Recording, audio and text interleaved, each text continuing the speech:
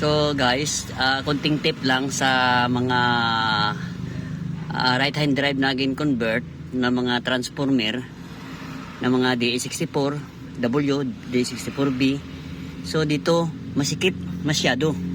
So minsan itong silitor, kung apakan mo, madamay mo yung brake, apakan ng brake, madamay mo yung gasolinador.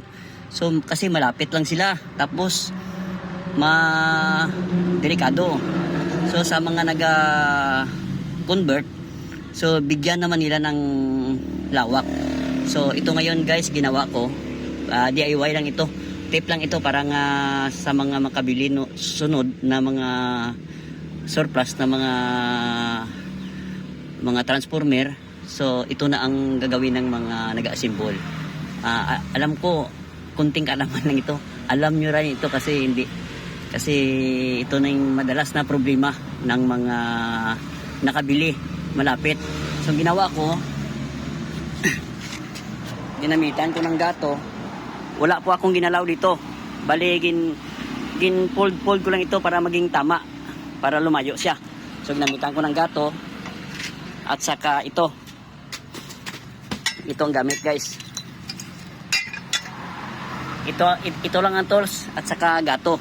So ginawa ko ito na guys, naano na siya, nagawa na. O tingnan natin kung malayo ng brake at saka ang kan. O ito na guys, ito na. So kung apakan mo yung gasolinador, malayo na sa brake, malayo na sa brake, more than 5 inches na ang layo niya. So ibig sabihin maganda na ang apak mo ng pulugaan niya, na wala man nagalaw, walang welding, walang DIY lang, para nga kumbaga sa gawaan lang ng paraan para nga hindi masira yung ginawa, kasi maganda man ang pag-convert nito. So yan lang ang kanya, ang ginawa ko, kasi nagreklamo yung may-ari na ipagawa niya sa akin. So ito guys, maganda na siya, malayo na yung gasolinador at saka itong brake, itong clutch kasi manual ito. So okay na, ikabit na, hindi na maistorbo yung mag-drive.